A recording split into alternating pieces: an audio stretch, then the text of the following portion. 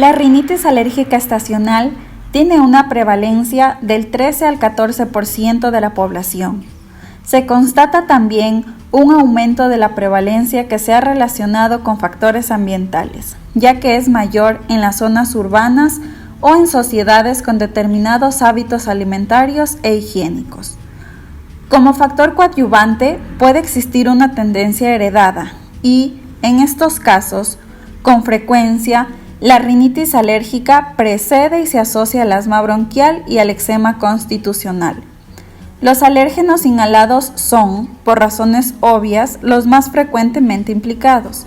Entre ellos, los más significativos son ácaros del polvo doméstico, ácaros de las harinas y de los vegetales, los pólenes de plantas y árboles, los epitelios de animales y las esporas de mohos y hongos.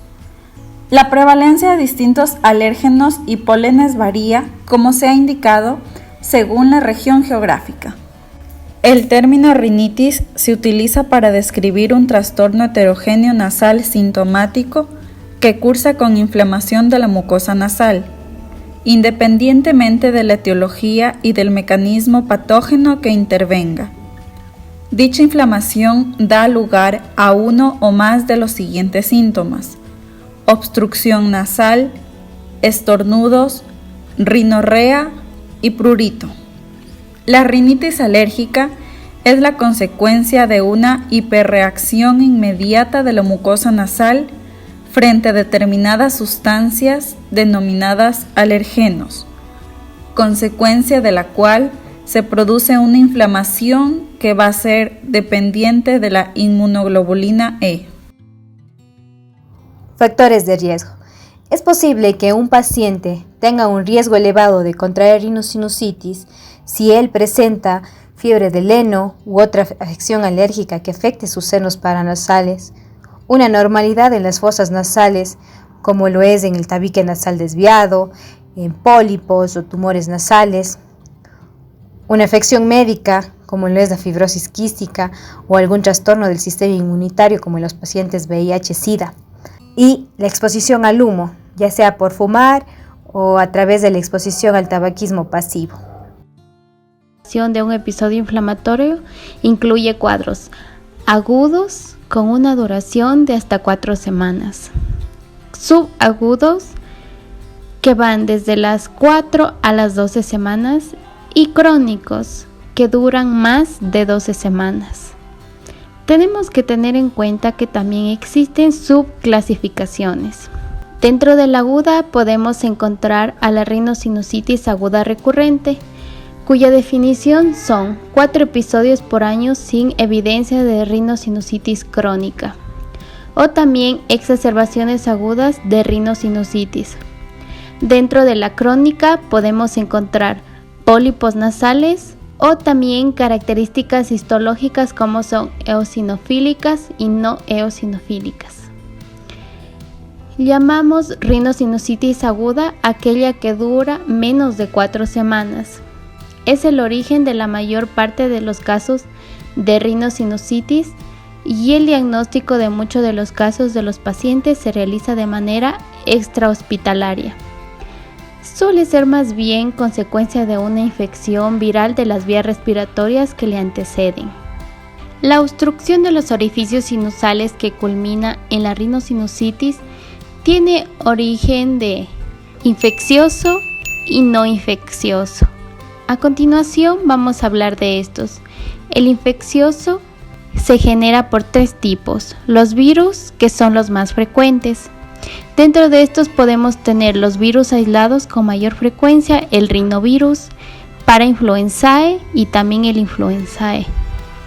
Dentro de las bacterias podemos encontrar extrahospitalarias, como son el Streptococcus pneumoniae, el Haemophilus influenzae, los cuales causan más del 50-60% de los casos, y así también tenemos Moraxella catarrhalis en un 20% en niños. También tenemos las intrahospitalarias, como son Staphylococcus aureus, Pseudomonas aeruginosa y Enterobacter martequis. Serratia marcescens también es otra. Entre los hongos tenemos muchos casos agudos donde se observan en pacientes inmunodeprimidos y constituyen infecciones invasoras que pueden ser letales para el paciente, como es el caso de la patología por mucormicosis rinocerebral, en donde podemos aislar Rhizopus, Rhizomucor, Mucor, Elicterma y Cunning camela. Las de tipo no infeccioso van a estar causadas por rinitis alérgica. También tenemos otra causa que es barotraumatismo. Existe también las sustancias irritantes. Así también tenemos las alteraciones del contenido del moco, enfermedades granulomatosas, tumores nasales y sinusales. Y por último, y menos frecuente, la intubación nasotraqueal y catéteres nasogástricos. No hay que olvidar que todas estas pueden ser causas de rinitis no infecciosa. Sin embargo, pueden haber otras menos frecuentes, como también pueden ser la exposición a otras sustancias como es el humo, entre otras. En este video queremos demostrar la clasificación de la rinitis aguda, crónica y también las formas específicas, pero antes de ello queremos presentar la clasificación más actualizada y aceptada en estos momentos, expuesta por el documento AERA en el 2019. En esta vamos a encontrar de tipo infecciosa, que son viral, bacteriana y por otros gérmenes. También tenemos la inducida por medicamentos como aspirina y otros fármacos, la alérgica, que es la intermitente, y la persistente. Dentro de la rinitis infecciosa podemos tener, como lo dije antes, las virales o las bacterianas. Las rinitis infecciosas agudas son frecuentes debido a las infecciones virales más que las bacterianas. La bacteriana, la sintomatología que se va a presentar generalmente, esta es purulenta con dolor facial y presión. Además va a haber una descarga postnasal con tos, todo lo que implica la presencia de una rinosinusitis. En la rinitis alérgica, en cambio, se la conoce como una reacción inmunológica mediada por la inmunoglobulina E a nivel de la mucosa nasal, desencadenada generalmente por aeroalergenos. Clásicamente se diferencia en estacional y perennes. Recientemente tenemos una nueva clasificación con dos grandes grupos, la rinitis intermitente y la rinitis persistente. A su vez, según su gravedad, ambas pueden ser de tipo leve, moderado y grave. Los alergenos son epitelio de animales como gatos, perros, caballos, roedores, entre otros. También pueden ser provocados por esporas de hongos como la alternaria y también el polen de las flores. Tenemos también la rinitis ocupacional. Esta es desencadenada por una respuesta de un agente en presencia de un lugar de trabajo y puede ser debida a reacciones alérgicas o no. Puede causarla animales de laboratorio, graneros, maderas, látex y agentes químicos, entre otros. La rinitis no alérgica ni infecciosa, tenemos en cambio la rinitis que puede ser inducida por medicamentos muy diversos como el uso de la aspirina y otro tipo de AINES, como es la reserpina, la guanetidina, la fentolamina, entre otros. Así también en la rinitis medicamentosa solo debe ser aplicada a la provocada por el uso de vasoconstrictores nasales. La intolerancia a la aspirina se caracteriza por la presencia de eosinofilia, pólipos nasales, sinusitis y asma. La rinitis hormonal es debida a embarazo, menopausia o alteraciones endocrinas como el hipotiroidismo o acromegalia principalmente. Tenemos la rinitis emocional. Estas en cambio son desencadenadas por el estrés y la estimulación sexual. La rinitis atrófica se produce por atrofia progresiva a la mucosa nasal, lo que condiciona la presencia de abundantes costras, obstrucción, hiposmia y mal olor. La rinitis no alérgica con síndrome eosinofílico se caracteriza por la presencia de eosinofilia nasal y síntomas persistentes con pruebas alérgicas negativas. Y para finalizar con la clasificación tenemos la rinitis vasomotora. Esta es una rinitis no alérgica persistente con una hiperrespuesta nasal a desencadenantes no específicos, como cambios de temperatura, humedad, humo de tabaco o fuertes olores, que pueden intensificar sus síntomas, predominando entre ellos la obstrucción y la rinorrea. Juliana, ¿por qué estás llorando? Es porque estás con la pena y por eso estás con los ojos rojos. Y mira, has dormido con estos peluches. ¿Cuántas veces te he dicho que no duermas con los peluches? Ahora sí te vamos a llevar donde el doctor porque esto es muy grave. Manifestaciones clínicas. Las manifestaciones clínicas de la rinitis alérgica se observan en nariz, boca, ojos y oídos. Debemos tener en cuenta una forma mnemotécnica para el cuadro clínico de la rinitis alérgica, el famoso PERO, que significa P, prurito, E, estornudo, R, rinorrea, esta puede ser hialina, profusa o abundante, o de obstrucción nasal que puede ser diurna, nocturna o ambas simultáneamente. Por lo general el paciente manifiesta estos síntomas con una duración mayor de 1 hora al día por más de 2 semanas. Entre los signos externos, la observación directa nos permite detectar signos característicos como facies alérgica, cianosis infraorbitaria, pliegue palpebral supernumerario o signo de Denny-Morgan, pliegue transversal en la nariz producido por el prurito y la limpieza constante. Esta fase puede estar asociada a signos de respiración bucal como consecuencia de la obstrucción nasal. También son frecuentes el edema y la hiperemia conjuntival. Se pueden presentar signos atípicos que se presentan en los niños como tos y ronquera. El diagnóstico de la sinusitis bacteriana aguda es complejo por la naturaleza inespecífica de los síntomas asociados y las limitaciones del estudio radiológico paranasal convencional o de mayor resolución como la TAC. Actualmente, el patrón de oro o gold estándar para el diagnóstico es la punción sinusal con aspiración y cultivo, que es una técnica invasora e impráctica que impide su utilización universal. Se debe demostrar la presencia de al menos 10 quintas bacterias patógenas respiratorias por mililitro en el recuento. Actualmente se reserva este procedimiento a circunstancias que requieren un diagnóstico microbiológico preciso. El diagnóstico de sinusitis aguda bacteriana puede plantearse alternativamente mediante un conjunto de síntomas y signos sugerentes, la radiografía de cavidades paranasales, una ecografía o de la tomografía computarizada. Como otros criterios diagnósticos tenemos que la mayor parte de los casos de sinusitis se van a presentar con posterioridad a un cuadro viral respiratorio. Por ello se va utilizado la persistencia de los síntomas respiratorios por más de 1 semana, como una forma de discriminar a aquellos pacientes afectados por esta complicación de aquellos que tendrán la mejoría espontánea. Otros estudios han identificado la rinorrea purulenta, el dolor facial o maxilar, especialmente si es unilateral, la sensibilidad maxilar unilateral y el agravamiento de los síntomas luego de un periodo de alivio como predictores de sinusitis aguda maxilar.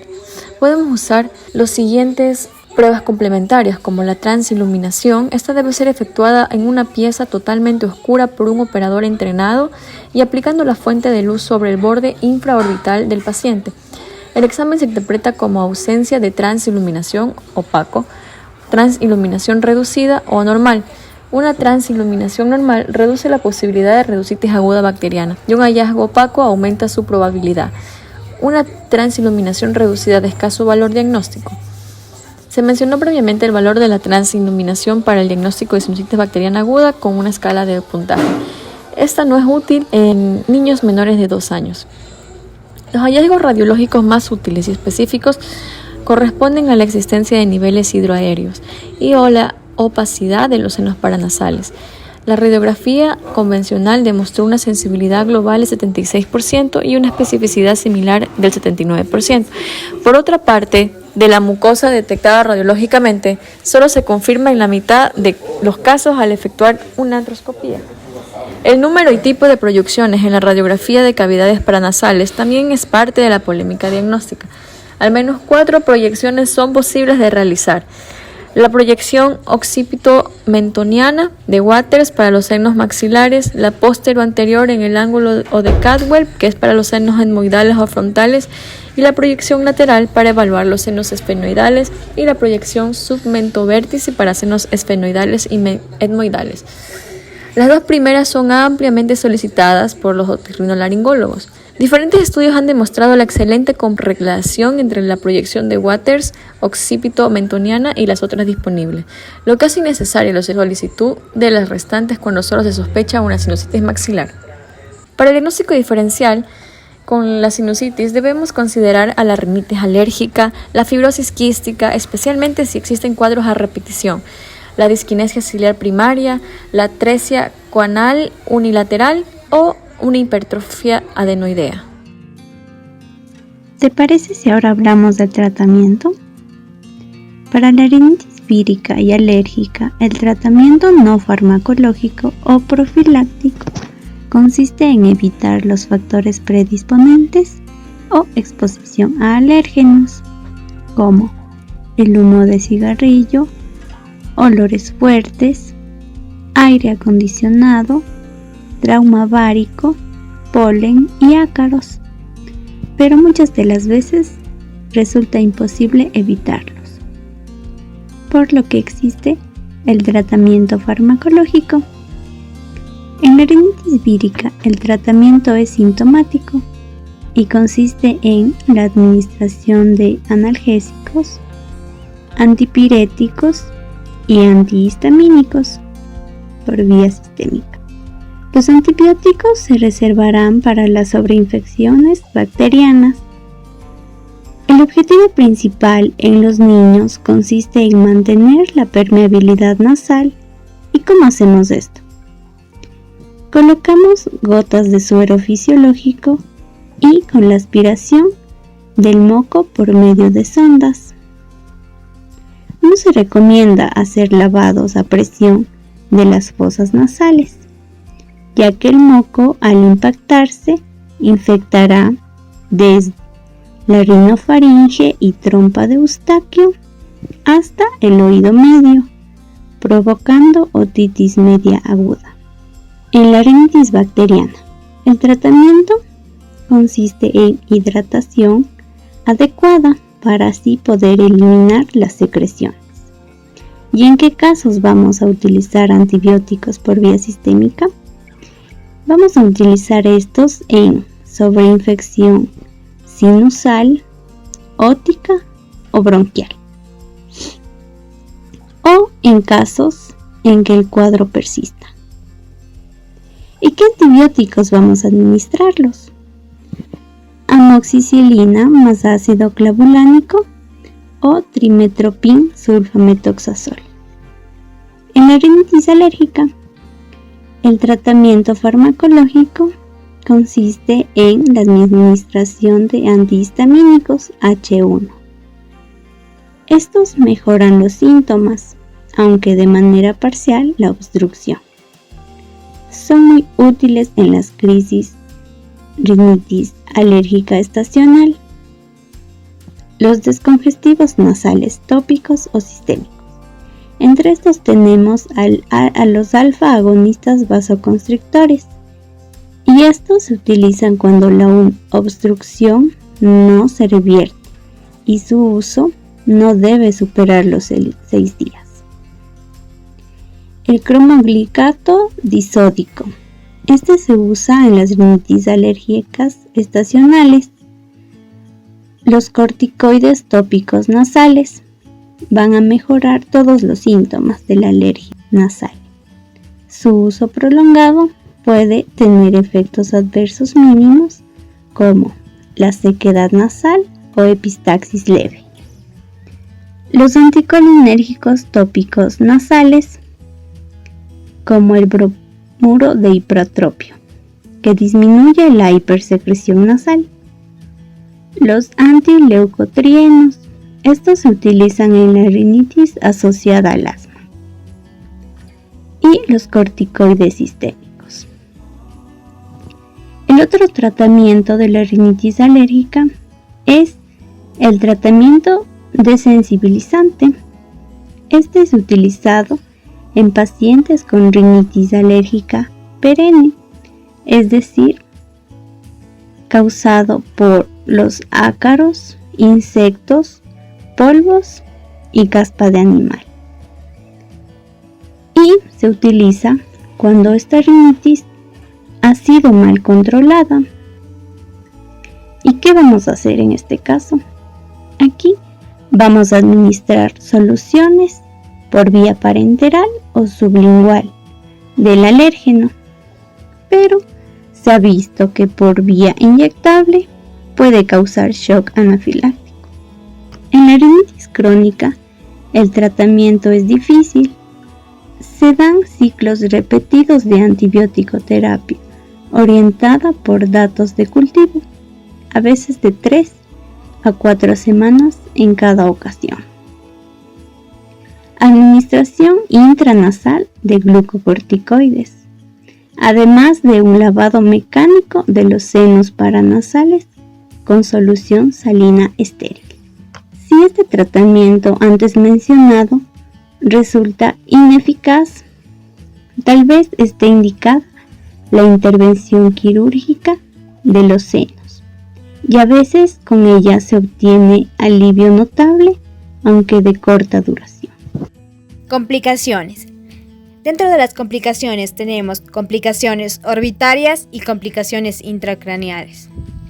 Las complicaciones orbitarias son las más frecuentes y el origen suele estar en el etmoides, debido a la localización anatómica del mismo. Se distinguen 5 cuadros clínicos que, ordenados de menor a mayor gravedad, son los que se enumeran a continuación. La celulitis orbitaria, el absceso superióstico, el absceso orbitario y la trombosis del seno cavernoso. En el caso del absceso orbitario, el riesgo de ceguera es elevado, por lo que la cirugía debe ser inmediata. Y, dentro de las complicaciones intracraneales, la meningitis es la más frecuente de ellas, y su origen suele ser etmoidal o esfenoidal. El absceso epidural constituye la segunda complicación intracraneal más habitual y suele ocurrir tras una sinusitis frontal. La cirugía de los pacientes con rinosinusitis crónica se puede agrupar en 2 partes. Los que tienen muchos síntomas nasales pueden beneficiarse de una turbinoplastia, que es modificar un poco los cornetes inferiores nasales para que congestionen menos la nariz. Si ya esta rinosinusitis afecta a los senos paranasales, pueden beneficiarse en determinados casos, hay que estudiar cada caso, de una cirugía que se llama cirugía endoscópica nasosinusal, en la cual iremos abriendo los senos paranasales afectos y facilitando su drenaje. La rinosinusitis crónica puede beneficiarse de algún tipo de cirugías. Una que afecte al cornete inferior, cuando los síntomas son sobre todo nasales, y otra que afecte a los senos paranasales, como sería aquí los senos etmoidales, esfenoidal y frontal, si afecta a estos senos. Los pacientes con rinosinusitis crónica, lo primero, a través de su medicina de atención primaria, deberían de iniciar los lavados nasales con muchas veces un antiinflamatorio nasal. Esa es la primera barrera. Luego, cuando vemos que eso no funciona bien, deberían acudir a un especialista, a un otorrinolaringólogo, que le oriente acerca de si su enfermedad puede beneficiarse de algún otro tipo de tratamientos. Incluso estamos completando en varios hospitales ensayos con nuevos fármacos que pueden ayudar a algunos tipos de rinosinusitis crónica, y hay algunos pacientes que pueden beneficiarse de la cirugía.